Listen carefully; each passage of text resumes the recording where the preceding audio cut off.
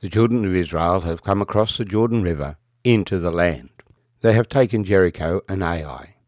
They have stood before Mount Ebal and Mount Gerizim and read all of the words of Moses had written, the blessings and the cursings, knowing that God is giving them the land and they are to live God's way in the land. We continue in Joshua chapter 9. It came to pass when all the kings who were on this side of the Jordan, in the hills and in the lowland, and in all the coasts of the great sea toward Lebanon, the Hittite, the Amorite, the Canaanite, the Perizzite, the Hivite, and the Jebusite, heard about it, that they gathered together to fight with Joshua and Israel with one accord. But when the inhabitants of Gibeon heard what Joshua had done to Jericho and Ai, they worked craftily, and went and pretended to be ambassadors. And they took old sacks on their donkeys, old wineskins worn and mended, old and patched sandals on their feet, old garments on themselves, and all the bread of their provision was dry and mouldy. And they went to Joshua to the camp at Gilmour, and said to him and to the men of Israel, We have come from a far country. Now therefore make a covenant with us. Then the men of Israel said to the Hivites, Perhaps you dwell among us, so how can we make a covenant with you? But they said to Joshua, We are your servants. And Joshua said to them, Who are you, and where do you come from? So they said to him, From a very far country your servants have come, because of the name of the Lord your God. For we have heard of his fame, and all that he did in Egypt, and all that he did to the 2 kings of the Amorites who were beyond the Jordan, to Sihon king of Heshbon, and Og king of Bashan, who was at Ashtaroth.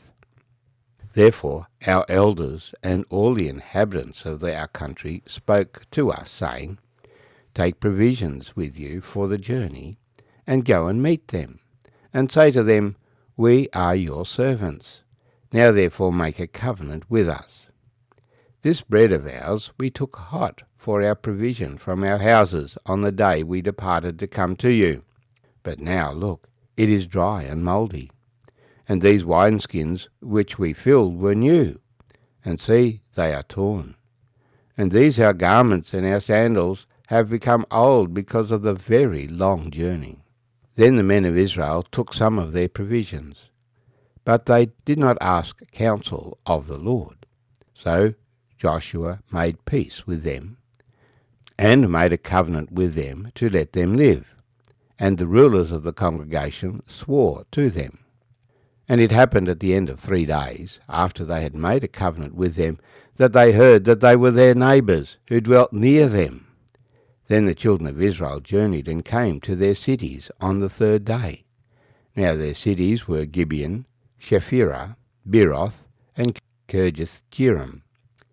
But the children of Israel did not attack them, because the rulers of the congregation had sworn to them by the Lord God of Israel. And all the congregation complained against the rulers. Then all the rulers said to all the congregation, We have sworn to them by the Lord God of Israel. Now therefore we may not touch them. This we will do to them.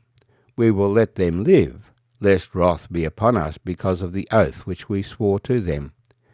And the ruler said to them, Let them live, but let them be woodcutters and water carriers for all the congregation, as the rulers had promised them.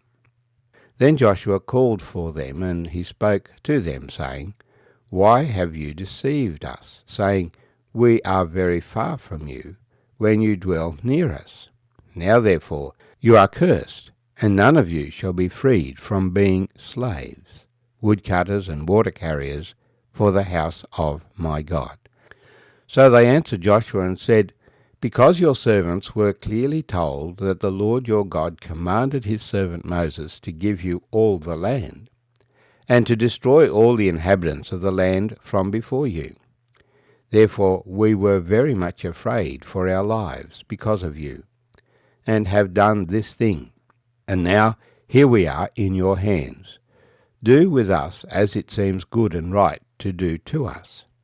So he did to them, and delivered them out of the hand of the children of Israel, so that they did not kill them. And that day Joshua made them woodcutters and water carriers for the congregation, and for the altar of the Lord, in the place where he would choose, even to this day. My name's Arthur, and I thank you for joining me as we've shared together Joshua chapter 9. The instructions for the children of Israel were plain: destroy the inhabitants of the land. And the general response of the inhabitants of the land was to gather together to fight with Joshua and Israel, to deny them the land. But the Gibeonites were an exception. They understood that it was vain for them to fight against God, and so they sought a way where they could continue to live by becoming servants of the children of Israel. We are your servants, they said to Joshua. The only alternative for them would have been to pack up and move out of the land. But to gain credence, they pretended that they had travelled a long journey. They confessed that they had heard the account of what God had done to Egypt, to Sihon king of Heshbon and Og king of Bashan. When they had seen what God had done, their response was different from the nations. The nations around them came together to fight. But Gibeon thought, our only answer is to make peace with these people. Now the mistake that the children of Israel made was that they didn't ask the Lord what to do. They didn't consult the Lord. They believed what their eyes told them and the testimony that these men gave. And of course, when you are a godly person and you speak the truth, you expect people to speak truth to you, unless they are obviously your enemies. And so these people came making peace with them, and they believed what they said. Now the people of Gibeon were genuine in that they wanted to live. They were quite prepared to be servants of the Israelites, so that they could come into the blessing of Israel. They didn't come in that they might rule over them or control them.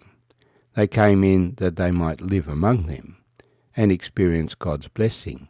And that's what always happens. When we come to a company of believers, we have to come humbly and in submission to God, that we might serve him in whatever way he calls us to serve him.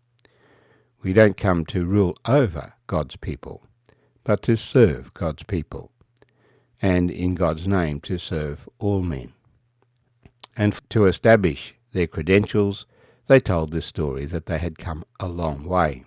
And the evidence was in their shoes, in their bread, in their clothes, in their wineskins, which the children of Israel believed, even though it was a lie. It was false evidence, planted evidence, as it were. Nevertheless, the children of Israel and Joshua made a covenant with these people, only to discover that they had been deceived, that these people were neighbours, and it only took 3 days to get to their cities. When the people saw this, they were cross with Joshua and the elders, but they had made their promise before the Lord, and they were very conscious that they must keep their word. They did keep their word. Joshua protected the people, but on the condition that they fulfill what they said in that covenant, that they would serve the children of Israel.